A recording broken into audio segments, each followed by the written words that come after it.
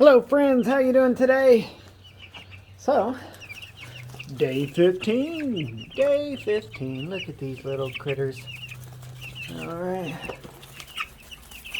That's a big boy right there. And a little one right there too. So, well, that's what day 15-year-old Cornish cross. Well, day 15 plus 3. I've had them for 15 days. It's day 15, and they're about 3 days plus that. So,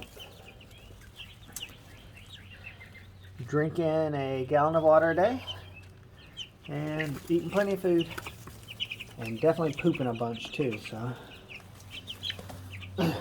and well, I didn't see it with my laying hens, but these guys they fight a little bit.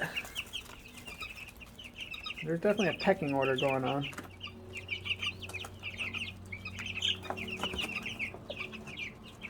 Definitely battle each other.